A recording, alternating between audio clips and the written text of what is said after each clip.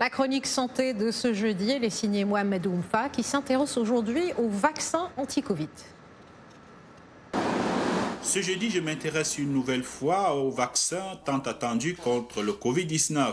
Précisément à la question de savoir pourquoi l'on semble si proche d'un vaccin alors que la maladie existe depuis seulement quelques mois.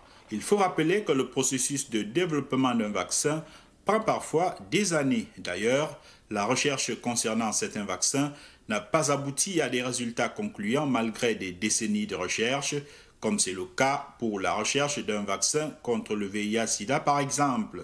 Qu'est-ce qui fait donc la différence avec les candidats vaccins contre la maladie Covid-19?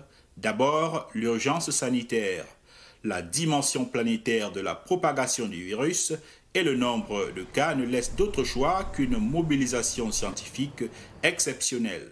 Les grandes puissances, à commencer par les États-Unis, sont les premiers concernés. Elles mobilisent donc les chercheurs et investissent massivement dans le développement d'un vaccin. Autre facteur, c'est le fait que des recherches sont menées depuis longtemps sur les coronavirus, au moins depuis les épidémies de SARS en 2002 et MERS en 2012. Le virus responsable du Covid-19 faisant partie de la même famille, les études menées sur les autres coronavirus ont beaucoup aidé les chercheurs. Dans les faits également, plus de 80% des personnes qui contractent le coronavirus guérissent sans avoir nécessairement besoin de traitement. Cette tendance massive pour le corps humain à apporter une bonne réponse immunitaire face au nouveau coronavirus expliquerait aussi pourquoi les chercheurs sont plus avancés dans leurs études sur le virus et le mécanisme des réponses immunitaires. Autre facteur, compte tenu du caractère mondial de la crise et aussi de la recherche, les laboratoires et chercheurs ont plus tendance à coopérer et partager le fruit de leurs découvertes. Cette synergie est utile et permet à toute la communauté scientifique d'avancer plus rapidement. Pour ces raisons et bien d'autres, les chercheurs ont pu raccourcir les délais entre la phase préclinique et les phases 1, 2 et 3 de l'essai vaccinal. À tel point que, et selon le vice-président américain Mike Pence, la production en grande quantité du candidat vaccin développé par Moderna, encore en phase 3, a même déjà commencé. Voici ce qu'il a déclaré lundi dernier à l'Université de Miami, en Floride. Il est important de noter qu'avec l'opération Warp Speed, nous n'attendons même pas la fin des essais cliniques pour produire les vaccins. Que ce soit Moderna ou celui annoncé la semaine dernière par Pfizer. Nous demandons en fait à ces entreprises de produire les vaccins au moment où nous parlons et dès que leur innocuité et leur efficacité sont confirmées, nous aurons des dizaines de millions de doses pour pouvoir les distribuer à travers le pays. Nous pensons que ce vaccin et d'autres vaccins potentiels sont si prometteurs que nous aurons un vaccin d'ici la fin de l'année ou au début de l'année prochaine au plus tard. Compte tenu du nombre élevé de guérisons et des doutes qu'il sera difficile de dissiper à court ou moyen terme sur ce vaccin, l'on peut s'attendre à ce qu'il soit prioritairement administré aux cas graves et les plus à risque.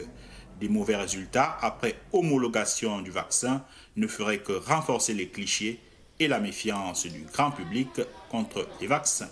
À jeudi prochain pour une nouvelle chronique santé. Merci Mohamedou. Direction le Nigeria, à présent, Easy Shop, Easy Cook, traduction course facile, cuisine facile, est une compagnie de livraison de vivres à domicile. La société a saisi l'occasion de la pandémie de Covid-19 pour booster son chiffre d'affaires, une aubaine pour les femmes nigérianes qui boudent les marchés pour éviter de contracter le virus. Cela leur permet aussi d'avoir plus de temps pour vaquer à leurs activités professionnelles.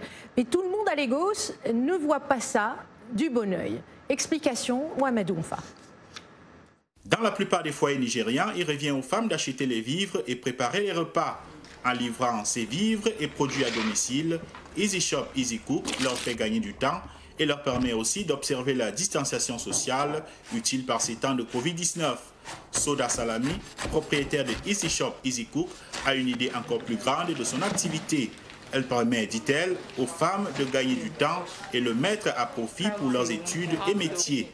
Mais cela n'est pas du goût de tout le monde. Nous rencontrons de l'hostilité au quotidien. Lorsque nous publions nos publicités sur Internet, les gens disent « Vous les femmes devenez trop paresseuses, pourquoi autorisez-vous quelqu'un à acheter de la nourriture pour vous? Cette femme calabar viendra vous prendre votre mari ?»